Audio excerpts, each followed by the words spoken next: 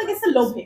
হ্যাঁ, ওর টাকা দরকার, গাড়ি দরকার, বাড়ি দরকার। এজন্য তো সে এরকম হাই সোসাইটির এরকম মেয়ে বিয়ে করছে, তাই না? আর হয়তোবা আমার কাছে আর আমার কাছে যেটা মনে হলো লায়লা আপুর যে জিনিসটা সেটা হলো হয় না যে সবাইকে দেখালো যে না আমি একটা ইয়াং কম বয়সী একটা ছেলে এরকম নিলাম, আমার ভালো লাগলো তাকে। এটা জাস্ট মানুষকে দেখানো বা তার হাজবেন্ডের সাথে যে ইয়াটা ছিল ওই জেলাসও সে করতে পারে। এটা আমার কাছে মনে হলো। নারী নির্যাতনের পাশাপাশি যে পুরুষ নির্যাতন হয় এটা কি আপনি বিশ্বাস করেন? অবশ্যই পুরুষ নির্যাতন কেন হবে না, হচ্ছে তো, তাই না? এটা কি মামুনের সাথেও হচ্ছে বলে মনে করেন?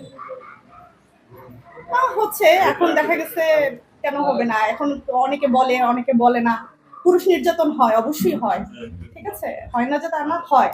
হয়তোবা কিছু ছেলেরা বলে, কিছু ছেলেরা বলে না।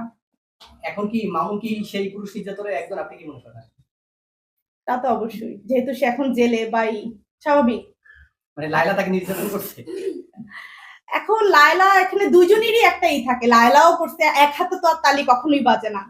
হ্যাঁ, তালি সে এক হাতে কখনোই তালি বাজে না, এটা যে বুঝার সে বুঝবে। তো এই বিষয়টা নিয়ে আমি এখন চাই না, এদের ব্যাপারটা নিয়ে আমি অনেক ফেড আপ। হ্যাঁ, এটা এটা মানে সুস্থ মস্তিষ্কের, মানে আমার কাছে এটা মনে হয় না। না মামুন না লায়লা, আমি এদের ব্যাপারটা নিয়ে আমি কোনো কথাই বলতে চাই না। এটা হচ্ছে মানে হয় না যে কিছুদিন ভালো থাকে কিছুদিন খারাপ, একজন মানে টুনাটুনি তো থাকবে সংসার জীবনে বা এই জীবনে টুনাটুনিতে মানুষের থাকে। আমি এই ব্যাপারগুলো নিয়ে মানে এদের ব্যাপার নিয়ে আমি কোনো কথা বলতে চাই না। এটা তো কি বলবো, এটা তো বুঝতে হবে, তাই না? এটা এখানে কোনো পলিটিক্স চলতেছে তাদের ভিতরে বা এটা এই ব্যাপারটা নিয়ে প্লিজ বাদ দেন, ভালো লাগে। না, এটা আমার এখনো দেখা হয়নি, আমি দেখবো।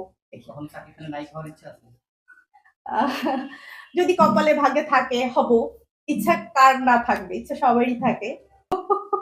নাকি হইতে হলে যে বাচ্চার মা হতে হবে এমন কোনো কথা নাই, ঠিক আছে? তার বলতে পারবো না, হয় না একই রকম মানুষ ৮-৯ রকমের হতে পারে একই ফেসের, এখন এক একজনের চোখে এক এক রকম মনে হয়, এই তো, তেমনই না।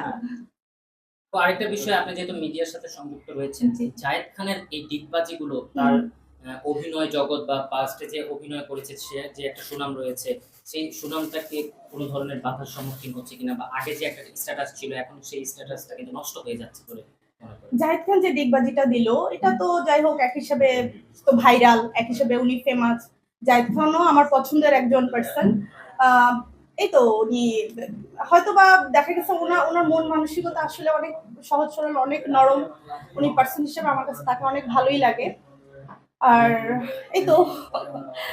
আচ্ছা, জায়েদ খানের কোন জিনিসটা ভালো লাগে আপনার? জাহিদ খানের হ্যাঁ অভিনয়টা ভালো লাগে আমার কাছে। সোনার চর যে মুভিটা দেখলাম অভিনয়টা আছে, অভিনয়টা ভালো। এখন যে টিকটক করে বা যে বিভিন্ন সোশ্যাল মিডিয়া ব্যবহার করে যে নায়িকা হচ্ছে বা মডেল হচ্ছে, আগের মডেল আর এখনকার মডেলের মধ্যে পার্থক্যটা কি? আগে মানুষ চেঞ্জ হয় না, মানুষ তো সব সময় একরকম থাকবে না। এখন কি ওই অ্যাক্টিংটা আছে? না, এখন আগের থেকে এখন একটু মানে আগের মতো না, ডিফারেন্স তো মানুষের থাকবেই। হ্যাঁ, ডিফারেন্ট মানুষ আগে যেরকম ছিল এখন তার থেকে একটু অন্যরকম, সামনে দেখা যাবে আরেক রকম হবে, তাই না?